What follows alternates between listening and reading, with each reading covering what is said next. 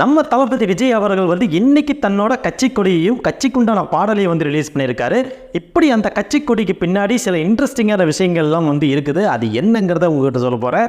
அது மட்டும் இல்லாமல் அந்த கட்சிக்குண்டான பாடலில் வந்து தளபதி விஜய் அவர்கள் வந்து சில விஷயங்களை ஹைலைட் பண்ணி சொல்லியிருக்காரு. அது என்னங்கிறதையும் இந்த வீடியோவில் தெரிஞ்சுக்க போகிறீங்க. அது மட்டும் இல்லாமல் இந்த பாட்டை யார் மியூசிக் பண்ணால் யார் வந்து எழுதுனா அப்படிங்கிறதையும் நம்ம பார்த்துருவோம். அது மட்டும் இல்லாமல் தளபதி விஜய் அவர்கள் வந்து ரீசெண்டாக விஜயகாந்த் அவர்கள் வீட்டுக்கு போயிட்டு வந்தார். அங்கே விஜயகாந்த் அவர்கள் வீட்டில் 2 சம்பவங்கள் நடந்தது. அது என்ன அப்படிங்கிறதையும் உங்கள்கிட்ட நான் சொல்ல போகிறேன். அது மட்டும் இல்லாமல் ரீசெண்டாக தளபதி விஜய் அவர்களுக்கு 4500 ஃபைன் போட்டிருக்காங்க. எதுக்காக 4500 ஃபைன் அப்படிங்கிறதையும் இந்த வீடியோவில் நீங்கள் தெரிஞ்சுக்க போகிறீங்க. ஸோ இத்தனை விஷயங்களும் இந்த வீடியோவில் இருக்குது. ஸோ ஸ்கிப் பண்ணாமல் ஃபுல்லாக பாருங்கள். தளபதியோட ரசிகர்கள், தளபதியோட தொண்டர்கள் எல்லாருமே இப்போ நம்ம இந்த சேனலுக்கு ஒரு லைக்கை போட்டுட்டு அதே மாதிரி நம்ம சேனலுக்கு ஒரு சப்ஸ்கிரைபை கொடுத்துருங்க. ஸோ வாங்க நேரம் வீடியோக்குள் போகலாம். தளபதி விஜய் அவர்கள் வந்து கட்சி ஆரம்பித்தது இப்போ வரைக்கும் எங்கே போனாலும் நாங்கள் தளபதி விஜய்கிட்ட ஓட்டு போடுவோம் அப்படிங்கிற மாதிரி எல்லாம் வந்து பேச ஆரம்பிச்சிட்டாங்க. அப்படிங்கிற சூழ்நிலையில் நம்ம ஒரு விஷயத்தை யோசிச்சு பார்த்தா தளபதிக்கு இருக்கிற ஃபேன் பேஸ் எல்லாம் சேர்ந்து அவருக்கு வந்து ஓட்டாக விழுந்ததுன்னா டெஃபினட்டாக தளபதி விஜய் அவர்களை வந்து ஓரளவுக்கு ஆப்போசிட்டில் வந்து உட்கார்றதுக்கு வாய்ப்பு நிறையாவே இருக்குது அப்படிங்கிறத சொல்ல முடியும். சிஎம் ஆகிறாரோ இல்லையோ ஆப்போனண்ட்டாக வந்து உட்கார்றதால தளபதி விஜய் அவர்களுக்கு மிகப்பெரிய வாய்ப்பு இருக்குது அப்படிங்கிறத வந்து ஒரு கருத்து கணிப்பு சொல்லுது. சரி, இப்போ வந்து நம்ம அந்த தமிழக வெற்றிக் கழகத்தோட கட்சியோட கொடியை வந்து ரிவ்யூ பண்ணுவோம். அந்த கொடியில் என்ன இன்ட்ரெஸ்டிங்கான விஷயங்கள்லாம் இருக்குது அப்படிங்கிறத நம்ம பார்த்துருவோம். இதில் ஒரு குலதெய்வ சென்டிமெண்ட் வேறு இருக்குதா, அதை வந்து உங்கள்கிட்ட சொல்லாமல் நல்லா இருக்குமா, அது என்ன அப்படிங்கிறத இப்போ சொல்ல போகிற கேளுங்க. தன்னோட கட்சி கொடியை வந்து தளபதி விஜய் அவர்களை வந்து தமிழ் மக்களோட உணர்வு பூர்வமாக வந்து டிசைன் பண்ணியிருக்காரு அப்படின்னு தான் சொல்ல முடியும். ஏன்னு கேட்டிங்கன்னா அந்த கட்சி கொடியை இப்போ நான் ஸ்க்ரீனில் காட்டுற பாருங்கள். இந்த கட்சி கொடியை வந்து எப்படி டிசைன் பண்ணியிருக்காங்கன்னா வந்து 2 போர் யானைகளை வந்து சந்தோஷமாக ஒரு போரில் வந்து ஜெயிச்சுட்டு வந்தாங்கன்னா யானைகளை வந்து இந்த மாதிரி தான் வந்து ஒரு போஸில் வந்து யானைகள் வந்து ரொம்ப உற்சாகமாக வந்து அந்த வெற்றியை கொண்டாட விதமாக வந்து யானைகளை வந்து 2 காலையும் தூக்கி வச்சு நாங்கள் வெற்றி பெற்றுட்டோம் அப்படிங்கிறத வந்து நிலைநாட்டுவாங்களாம் மன்னர்கள். அந்த வகையில் வந்து 2 யானைகளை வந்து அந்த மாதிரி செட் பண்ணியிருக்காங்க.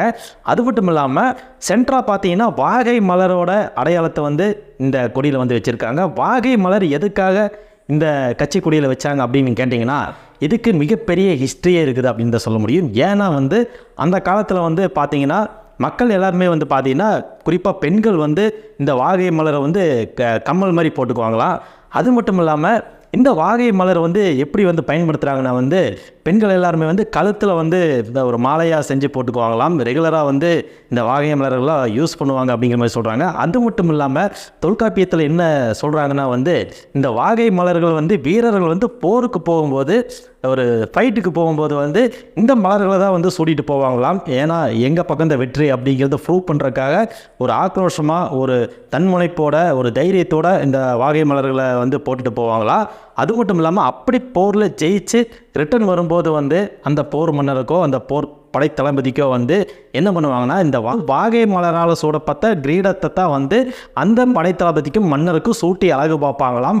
இப்படிப்பட்ட ஒரு வாகை மலரத்தை வந்து தன்னோட கட்சி கொடிக்கு வந்து ஒரு அடையாளமாக வந்து தளபதி விஜய் அவர்களை வந்து இந்த கட்சி கொடியில் வந்து பயன்படுத்தியிருக்கிறாரு. இது வந்து எவ்வளோ பெரிய விஷயம். நம்ம தமிழ் மக்களோட உணர்வுகளை புரிஞ்சிக்கிட்ட விதமாகவும் தன்னோட வெற்றி பயணம் இப்படித்தான் இருக்க போகுது, நான் வந்து வாகை சூடுவேன், தமிழ்நாட்டில் நான் ஒரு முதலமைச்சராக வந்து உட்காருவேன் அப்படிங்கிறத தெளிவாக என்ன சொல்கிறது, ஒரு கட்சி கொடியிலையும் கூட நாங்கள் வந்து வெற்றி நம்ம பக்கம்தான், நான் வந்து வருவேன், நான் வந்து சாதிப்பேன் அப்படிங்கிற மாதிரி ஒரு தன்முனைப்போடு வந்து தளபதி விஜய் அவர்கள் வந்து தன்னோட கட்சி கொடியை வந்து டிசைன் பண்ணியிருக்காரு. இதை வந்து புரிஞ்சுக்கிட்ட இந்த சினிமா வல்லுநர்கள் எல்லாம் இன்றைக்கி பேச ஆரம்பிச்சிட்டாங்க. தளபதி விஜய் அவர்கள் வந்து இந்த வாகை மலர் எதுக்காகத்தான் வச்சுருக்காரு அப்படிங்கிற மாதிரிலாம் பேசுகிறாங்க. இதில் பார்த்தீங்கன்னா இதில் ஒரு சின்ன ஒரு பாயிண்ட் இருக்குது, அதை நோட் பண்ணிங்கன்னா தெரியும். இதில் என்னென்னா இந்த கட்சி கொடியில் இருக்கிற கலர் தான். இந்த கட்சி கொடியில் பார்த்தீங்கன்னா மஞ்சள் சிவப்பு இதுதான் வந்து ஹைலைட்டாக வந்து நம்ம பார்க்க முடியும். அதனால் என்ன சொல்கிறாங்கன்னா தளபதி விஜய் அவர்களுக்கு குலதெய்வ சென்டிமெண்ட் இருக்கப்பா, குலதெய்வத்துக்கு இஷ்டமான கலர் தான் கட்சி கொடியில் வந்து அப்ளை பண்ணியிருக்காரு அப்படிங்கிற மாதிரி பேசிக்கிறாங்க. மஞ்சள் நிறமும் சிவப்பு நிறமும் அவரோட குலதெய்வத்துக்கு வந்து இஷ்டமான கலராம் அப்படிங்கிற மாதிரி பேசிக்கிறாங்க. அது எந்த அளவுக்கு உண்மைன்னு தெரியல. ஆனால் ரீசெண்டாக தளபதி விஜய் அவர்கள் வந்து மஞ்சள் நிற ட்ரெஸ் அணிஞ்சு தான் வந்து கட்சி ஆஃபீஸுக்கு வந்தார் அப்படிங்கிற சொல்கிறதுனால அது உறுதியாக உண்மையாக இருக்குமோ அப்படின்னு வந்து நம்மளுக்கெல்லாம் நினைக்க தோணுது. அதனால் தளபதி விஜய் அவர்கள் வந்து சென்டிமெண்ட்டானாலப்பா, சென்டிமெண்ட்டான விஷயங்களை வந்து நினச்சி காய நகர்த்துறாரு, சென்டிமெண்ட்டாக ஒரு விஷயங்களை வந்து அப்ளை பண்ணி அது மூலமாக வந்து ஒரு விஷயத்தை வந்து பூத்துறாரு அப்படிங்கிற மாதிரிலாம் இன்றைக்கி பேச ஆரம்பிச்சிட்டாங்க. சரி, அடுத்ததாக வந்து இன்னைக்கு தளபதி விஜய் அவர்கள் வந்து அவர் ஸ்டைலில் சில விஷயங்கள் எல்லாம் சொன்னார். ரொம்ப இன்ட்ரெஸ்டிங்காக இருந்தது. அவர் சொன்னதில் ஹைலைட் ஆகின விஷயங்களை மட்டும் நான் இன்றைக்கி இப்போ சொல்ல போகிறேன். அது என்னென்னா வந்து தளபதி விஜய் வந்து பேச ஆரம்பிக்கும் போது என்ன சொன்னார்னா, இந்த கட்சி கொடி வந்து என்னோட கட்சி கொடி மட்டும் இல்லை, வருங்காலத்தோட தமிழகத்தோட வெற்றி கொடியாக கூட இருக்க போகுது. இந்த கட்சி கொடிக்கு பின்னாடி இருக்கிற சிறப்பம்சங்களை வந்து நான் வந்து ஸ்டேட்டாக மாநாட்டில் சொல்கிறேன். மாநாட்டில் சொன்னால் தான் நல்லாயிருக்கும். அதனால் மாநாட்டில் என்னோடய கட்சியோட கொள்கைகளையும் இந்த கட்சி கொடிக்கு பின்னாடி இருக்கிற சிறப்பம்சங்களையும் சொல்ல போகிறேன் அப்படிங்கிற மாதிரி சொல்லியிருக்காரு. அது மட்டும் இல்லாமல் தளபதி விஜய் அவர்கள் வந்து என்ன சொல்லியிருக்காருன்னா வந்து, அவர் வந்து பொதுவாக வந்து நம்ம வந்து இத்தனை நாளாக வந்து நம்மளுக்காக பாடுபட்டோம், இனி வந்து தமிழக மக்களுக்காக நம்ம பாடுபடுவோம், அதுக்கான களத்தில் வந்து இறங்கியாச்சு, அதனால் தொடர்ந்து மக்களுக்கு சேவை செய்கிற விதமாக வந்து நம்மளோட பயணம் இருக்கணும் அப்படிங்கிற மாதிரி சொல்லியிருக்கிறாரு. அது மட்டும் இல்லாமல் தளபதி விஜய் அவர்கள் வந்து என்ன முக்கியமாக வந்து தன்னோட கொள்கையை இப்போவே வந்து ஒரு ஷார்ட் அண்ட் ஸ்வீட்டாக சொல்லிட்டாரு. அது என்னென்னா வந்து நம்ம வந்து ஒரு உறுதிமொழி எடுத்துக்கணும். அந்த உறுதிமொழியில் வந்து நம்ம நாட்டோட விடுதலைக்காக பாடுபட்டு உயிர் நீத்த தலைவர்கள் வந்து என்றைக்குமே வந்து மனசில் நிறுத்திக்கணும், அவங்கள வந்து என்றைக்கும் மறந்துடக்கூடாது. அது மட்டும் இல்லாமல் நம்ம தமிழ் மொழியை காக்கவும் தமிழ் மொழிக்காக உயிரை விட்டவங்களையும் வந்து என்றைக்கும் நான் நினச்சி பார்க்கணும். அவங்களோட வெற்றியையும் அவங்களோட நினைவையும் நம்ம என்றைக்குமே போற்றணும். அது மட்டும் இல்லாமல் நம்ம தமிழ்நாட்டில் இனிமேல் நம்ம வந்து இந்த அரசியலமைப்பு சட்டத்தை வந்து நம்ம வந்து முழுமையாக வந்து மதிக்கணும், அரசியலமைப்பு சட்டப்படி நடக்கணும். அதே மாதிரி மத நல்லிணக்கணத்தை வந்து நம்ம வந்து பேணணும். அது மட்டும் இல்லாமல் சாதி மத ரீதியாக வந்து பிளவுபடுத்தாமல் எல்லாரும் ஒன்று தான், பிறப்பால் எல்லாரும் ஒன்று தான் அப்படிங்கிற மாதிரிலாம் வந்து நம்ம மனசில் வந்து நிறுத்தணும். அந்த கொள்கைகளை நம்ம கடைபிடிக்கணும் அப்படிங்கிற மாதிரிலாம் தளபதி விஜய் அவர்கள் வந்து இன்றைக்கி பேசியிருக்காரு. இந்த விஷயங்கள் வந்து சோசியல் மீடியாவில் ரொம்ப வைரலாக போயிட்டுருக்கு. தளபதியோட கொள்கை வந்து ஒரு சிலருக்கு வந்து எரிச்சல் ஊட்டும் அப்படிங்கிற மாதிரி பேசிக்கிறாங்க. என்னதான் இருந்தாலும் நம்ம வந்து என்றைக்குமே வந்து ஒற்றுமையாக இருக்கணும், ஒரே மக்கள் அப்படிங்கிற ஒரு ஃபோக்கஸோடு தான் நம்ம போகணும் அப்படிங்கிற வந்து நெத்தியில் அடித்த மாதிரி தளபதி விஜய் அவர்களை வந்து இன்றைக்கி வந்து தன்னோட கட்சி அலுவலகத்தில் வந்து தன்னோட தொண்டர்கள் முன்னாடி வந்து உறுதிமொழி எடுத்திருக்காரு. அதுக்கப்புறமா தளபதி விஜய் அவர்களை வந்து ரீசெண்டாக வந்து கேப்டன் விஜயகாந்த் அவர்கள் வீட்டுக்கு வந்து கோட் பட குழுவோடு வந்து போயிருந்தார். அங்கே போய் பிரேமலதா விஜயகாந்த் அவர்களை சந்திச்சுட்டு அதுக்கப்புறமா விஜயகாந்த் அவர்களோட 2 பசங்களையும் பார்த்து பேசிட்டு வந்திருக்காரு. இதை வந்து ஒரு ஹாட் நியூஸாக வந்து சினிமா வட்டாரங்களை பேச ஆரம்பிச்சிட்டாங்க. என்னென்னா வந்து தளபதி விஜய் அவர்கள் வந்து கேப்டனை பார்க்க போனதே வந்து கட்சி கொடியை வந்து ரீசெண்டாக அறிவிக்க போகிறாரு. அதுக்கு சில நாட்கள் தான் இருக்குது. அதனால் வந்து தளபதி விஜய் அவர்கள் வந்து முன்னாடியே போய் கேப்டனோட ஆசீர்வாதத்தை வந்து வாங்கிட்டு வந்திருக்காரு. அதுக்காகத்தான் விஜயகாந்த் அவர்கள் வீட்டுக்கு போனார் அப்படிங்கிற மாதிரி பேசிக்கிறாங்க. என்னதான் இருந்தாலும் தளபதி விஜய் அவர்களை வந்து அறிமுகப்படுத்தினவர் வந்து எஸ்ஏசியாக இருந்தாலும் சப்போர்ட் பண்ணி கூட வந்து அவர் நடித்து கொடுத்து அவரை வந்து ஒரு ஹீரோவாக நிறுத்தினது வந்து நம்ம கேப்டன் விஜயகாந்த் அவர்கள் தான். அந்த ஒரு நம்பிக்கைக்காகவும் அந்த ஒரு அன்புக்காகவும் அந்த ஒரு அரவணைப்புக்காகவும் தான் வந்து தளபதி விஜய் வந்து என்றைக்குமே விஜயகாந்த் அவர்களுக்கு ஒரு மிகப்பெரிய இடத்த வச்சுருக்காரு. அண்ணன்கிற ஒரு மதிப்பு இருக்குது. அதனாலே வந்து அண்ணன்கிட்ட ஆசீர்வாதம் வாங்கணும், அவர் வீட்டுக்கு போய் அவரோட நினைவிடத்தில் போய் நம்ம வந்து ஆசீர்வாதம் வாங்கிட்டு வரணும் அப்படிங்கிறக்காகத்தான் தளபதி விஜய் வந்து வீட்டுக்கு போனார் அப்படிங்கிற மாதிரி பேசிக்கிறாங்க. அது மட்டும் இல்லாமல் இன்னொரு பக்கம் என்ன பேசிக்கிறாங்கன்னா, கோட் படத்தில் வந்து நம்ம விஜயகாந்த் அவர்கள் வந்து நம்ம ஏஐ டெக்னாலஜி மூலமாக வந்து அந்த படத்தில் ஒரு கேரக்டர் உருவாக்கி விஜயகாந்த் அவர்கள் போலவே அதில் நடிக்க வச்சுருக்காங்க. விஜயகாந்த் அவர்களை ஏஐ டெக்னாலஜி மூலமாக அந்த படத்தில் யூஸ் பண்ணியிருக்காங்க. அதுக்கு வந்து பிரேமலதா விஜயகாந்த் அவர்கள் வந்து எதிர்ப்பு தெரிவித்தாங்க. எப்படி எங்களை கேட்காமல் வந்து நீங்கள் இந்த மாதிரி ஏஐ டெக்னாலஜி யூஸ் பண்ணி எங்கள் தலைவர் வந்து நீங்கள் உங்கள் படத்தில் யூஸ் பண்ணிக்கலாம் அப்படிங்கிற மாதிரி லாஸ்ட் மந்த் வந்து ஒரு பேட்டி கொடுத்துருந்தாங்க.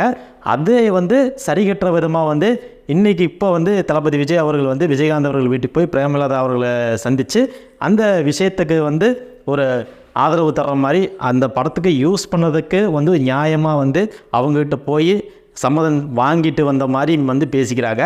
அது மட்டும் இல்லாமல் இன்னொரு பக்கம் என்ன பேசிக்கிறாங்கன்னா, தளபதி விஜய் அவர்கள் வந்து விஜயகாந்த் அவர்களோட பையனை வந்து தளபதி 69 படத்தில் நடிக்க வைக்க போகிறாரு அப்படிங்கிற மாதிரி ஒரு சில விஷயங்கள் பேசிக்கிறாங்க. எதுக்காகனா, தளபதி விஜய் அவர்கள் வந்து ஃபஸ்ட்டு படத்தில் அறிமுகமாகும் போது விஜயகாந்த் எப்படி ஹெல்ப் பண்ணாரோ அதே மாதிரி தளபதி விஜய் தன்னோட கடைசி படத்தில் நம்ம சண்முக பாண்டியனை வந்து நடிக்க வச்சிடணும், அவருக்கு ஒரு கேரக்டர் கொடுத்து அவர் வந்து ஹீரோவாக ஒரு சப்போர்ட்டிவாக அவர் வந்து பெரிய ஒரு இடத்துக்கு இப்போ ஸ்டார்டிங்லேருந்து இவர் வந்து புஷ் பண்ணி விடணும் அப்படிங்கிற ஒரு இடத்துல வந்து விஜய் வந்து இப்போ இருக்கார். அதை வந்து டெஃபினட்டாக விஜயகாந்துக்கு செலுத்துகிற மரியாதையாக விஜயகாந்த் அவரோட பையனை வந்து படத்தில் நடிக்க வைப்பார் அப்படிங்கிற மாதிரியும் பேசிக்கிறாங்க. இது என்னவா இருந்தாலும் இது வந்து விஜய் அவர்கள் போயிட்டு வந்தது வந்து ஓட் படத்தில் நம்ம விஜயகாந்த் அவர்களை வந்து ஏஐ டெக்னாலஜி மூலமாக யூஸ் பண்ணியிருக்காங்க. அதுக்கு காப்பிரைட்டுக்கு உண்டான கிளைமை வந்து செட்டில்மெண்ட் பண்ணுறக்கும் அவங்ககிட்ட சம்மதம் வாங்குறதுக்கு தான் போயிருக்காங்க. அது மட்டும் இல்லாமல் அங்கே வந்து ஓட் படத்தை பற்றின விஷயங்களை மட்டும்தான் பகிர்ந்துருக்காங்க. மற்றபடி தேமுதிகவிலிருந்து நம்ம தமிழக வெற்றிக் கழகத்துக்கு உறுப்பினர்கள் தாவறதோ கட்சி கூட்டணியோ இதெல்லாம் எதுவுமே இல்லை. முழுக்க இது ஒரு நட்பு ரீதியான சந்திப்பு அப்படிங்கிற மாதிரியெல்லாம் வந்து விஜயோட நெருங்கிய வட்டாரங்களில் வந்து பேசிக்கிறாங்க. கடைசியாக வந்து தளபதி விஜய் அவர்களோட கட்சி பாடல் வந்து யார் மியூசிக் போட்டாங்கன்னா நம்ம தமன் அவர்கள் போட்டிருக்காங்க. யாருப்பா இந்த மாதிரி ரொம்ப ஸ்பைக்காக இருக்கிற விஷயங்கள்லாம் ஹைலைட் பண்ணி எழுதுனது அப்படின்னு கேட்டிங்கன்னா பாடலாசிரியர் விவேக். அவர் தான் வந்து இந்த பாட்டுக்கு சரியான வார்த்தைகளை கொடுத்து தளபதி விஜய் அவர்களோட கட்சி பாடலை சுத்தியில் எடுத்து அடித்த மாதிரி வந்து ரொம்ப அழுத்தமான வார்த்தைகள்லாம் பயன்படுத்தி வந்து தளபதி விஜய் அவர்களோட கட்சி பாடலை வந்து உருவாக்கியிருக்கிறாங்க. தளபதி விஜய் அவர்களோட வேண்டுகளுக்கு இணங்க சில வரிகளை வந்து தளபதிக்கிட்ட கொடுத்து நல்லா இருக்கான்னு பார்த்துட்டு அதுக்கப்புறம் தான் வந்து இந்த கட்சி பாடலை வந்து உருவாக்குனாங்க அப்படிங்கிற மாதிரி சில விஷயங்கள் இருக்குது.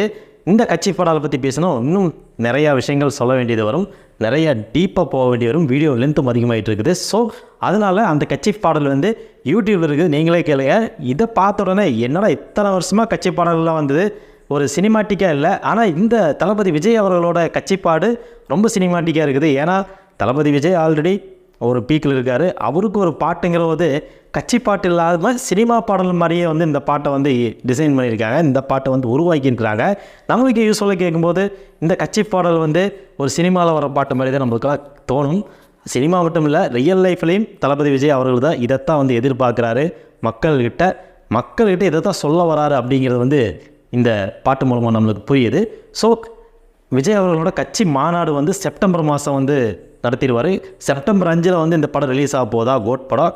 அந்த படம் முடிஞ்ச கையோட அந்த செப்டம்பர் மந்த் எண்டில் வந்து கட்சி மாநாட்டை வந்து பயங்கரமாக கிராண்டாக வந்து பண்ண போகிறாங்களாம். மிகப்பெரிய முக்கியமான நபர்கள்லாம் இந்த கட்சி மாநாட்டில் கலந்துக்கிறாங்களாம். அதுபோக 2-3 சிஎம்களுக்கெல்லாம் வந்து அழைப்பு இருக்குதாம். எந்த அளவுக்கு கிராண்டாக பண்ணுவாங்கன்னு தெரியல.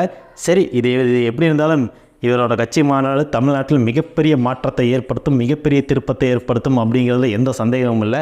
சரி, அதுக்கான நாளை நம்ம பொறுத்திருந்து பார்ப்போம். கடைசியாக வந்து தளபதி விஜய் அவர்களுக்கு 4500 ஃபைன் போட்டிருக்காங்க அப்படிங்கிற ஒரு விஷயம் சொல்லியிருந்தேன். அது என்னன்னா வந்து இன்றைக்கி கட்சி ஆஃபீஸுக்கு வந்த தளபதி விஜய் அவர்களோட காருக்கு வந்து 4500 ஃபைன் இருக்குது அப்படிங்கிறத வந்து சோசியல் மீடியாவில் பேசிகிட்டு இருக்காங்க. ஆல்ரெடி காருக்கும் விஜய்க்கும் வந்து ஏகப்பட்ட பிரச்சனைகள், இந்த காராலே தளபதி விஜய் அவர்கள் பேர் வந்து அடிக்கடி அடிபட்டிருக்குது. அதே மாதிரி இப்போ வந்து இந்த கட்சி ஆஃபீஸ்க்கு வந்த காருக்கு 4500 ஃபைன் இருக்குது அப்படிங்கிற மாதிரி பேசிக்கிறாங்க.